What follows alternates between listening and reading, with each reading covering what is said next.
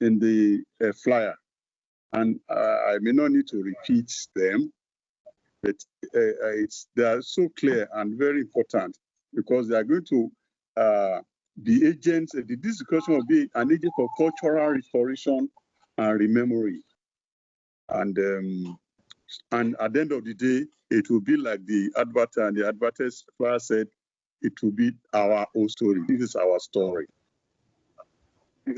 Now, before we move ahead, we need to actually, first of all, define the terms. Define now, colonialism, as defined by Julian Go in 2021 and Verashina in 2010, is the direct political control of a society and its people by a foreign ruling state.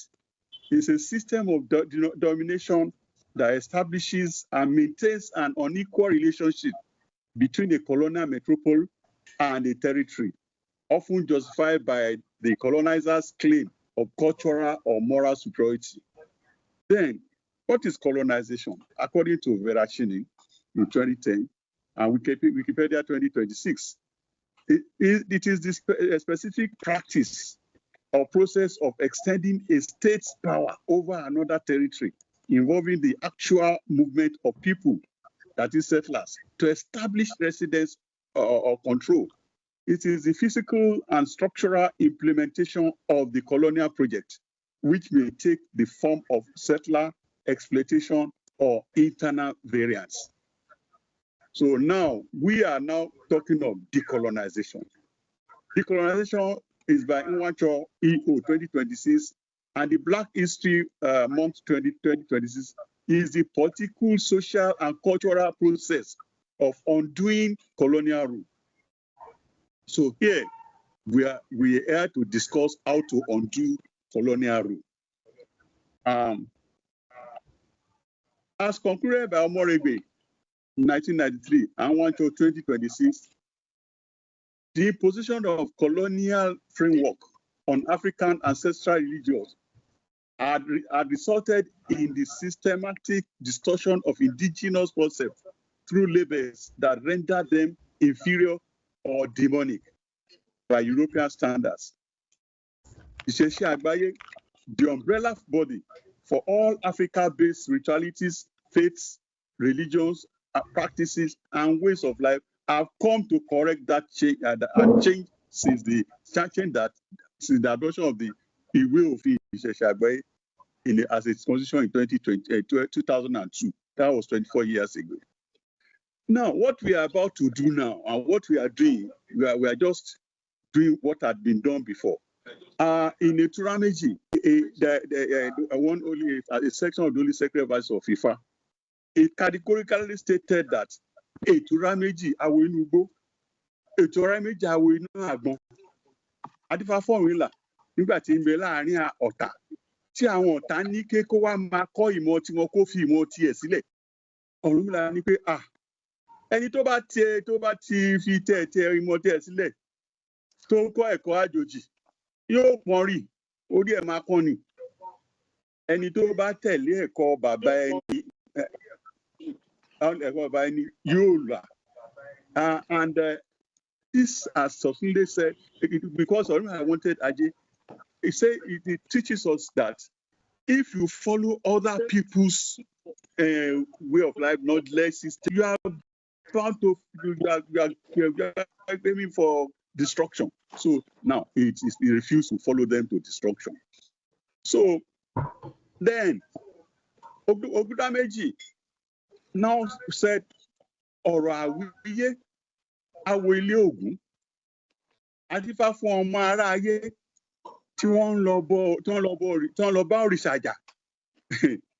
That they went to hunt further. They went to fight Orisha. The people of the world, ọmọ ará ayé, went to fight Orisha. And whilst they are going to fight Orisha, Orisha now told them, you don't fight me, go and take care of your Ori. That is yourself. That is, you must be yourself. Because if Ori is the Ori any, that is what you follow from from conception, right from the fetus. It is a story that takes you to delivery from your mother to through life, childhood, till the end, and it's the story that will follow you to the grave. So that is just a symbolic something. It is your person, your asha, your way of life, your religion, your everything that is yours. Because if you lose your ori, that means you are just done for. So now it has been before that we have a situation like this in our image. The Ikameji is succinctly put it.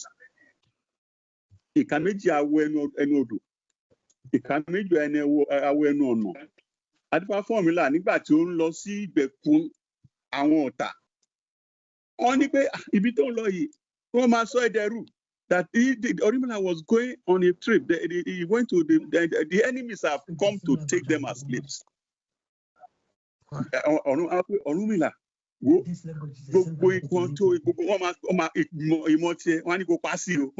own knowledge system, your own DC, we tell you to put it aside.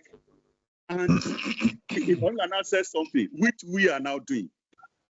This conference, this delegation, this discussion is about saying what Orunmila said before, that even if you bundle me and tie me, you will not tie my internal knowledge.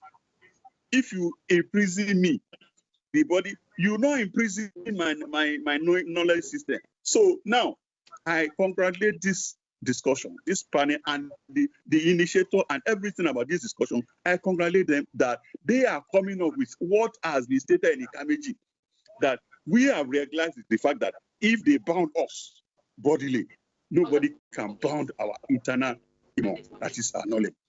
If they bound us, they put us up, nobody can. They have tried it for 600 years. People were in the diasporas. They still kept they kept you flying. So that means that this thing has now come to a state where everything has to be resuscitated. So I greet all of us for being part of this.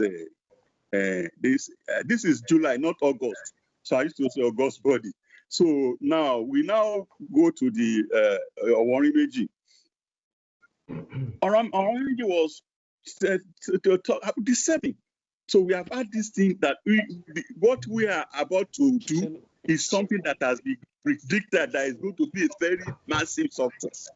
So with that in mind, because all those historical, all these terminologies that were applied, they are just metabolic disruptions to us, to our body, to our system. So because when you use a name, an atom, when you are talking of an atom, if you call a neutron, you call it neutronia. It becomes something else. So that means that if an isotope of an atom goes like heavy hydrogen that starts everything that disrupts into cancer, crossing that membrane, that cell membrane, becomes difficult. Crossing the nuclear membrane becomes difficult. So we must now remove all this metabolic disruption to our spiritual thing and come back to our this, because language, terminology is language. We have to now adopt our own real terminology so that our physicality, our spirituality, our cultural everything, our being will become resuscitated, and will now be return the energetic frequency that we operate with for thousands of years. Because something that really occurs that I wonder, if all those faiths that are coming to us from Africa and to Africa, they started for 3000 BC. The story of Adam and Eve was 3500 BC. Right there, near Akure at Ayetoro, we have skeletons that were 30,000 BC. So that doesn't mean that somebody that lived 3000 BC is the father of somebody that lived 30,000 BC. No. So we should now come to terms, as we are coming to terms now with ourselves, and now know that our language is Ogu, it's medicine. And when you are applying the wrong medicine to any ailment, definitely it will not work. So we must start to now do cultural, linguistic, reclamation, cultural epistemology, everything that we are. I'm sure that our discussants are capable and are going to teach us a lot of things, and then follow the challenging evolutionary thesis that frame African regions as stages. So this is a stage of progression, and just like PB Tech 2011 and Watch 2026 said, we are here. We must now move. So I have the pleasure of now calling on the discussants who are now present, and then we now move forward and then get our this thing. So you are welcome, all of you, to this pastoral discussion, because it's something that is going to be very, very, it's an initiation, it's an innovation. And that innovation, I congratulate all these organizers, I congratulate all the discussants, I congratulate all the present, and even I congratulate myself, not being modest as a moderator. Thank you. So this is a discussion. This is a dialogue. It's not a debate. And we want, I mean, when I saw the array of discussants that are involved in this matter, I chill, like we say here, I chill, because these are just fantastic, distinction people that are competent and capable to lead us in this kind of discourse. So we are going to give 20 minutes to each discussant, and we whatever that we summarize for 5 minutes, and then whatever we need to say, we say it, and then we now come together and in a discussion. Everybody will now put up their own ideas, because here is what we are not brainstorming, we are brain gathering, so that we know how to move forward. Yeah, thank you very much.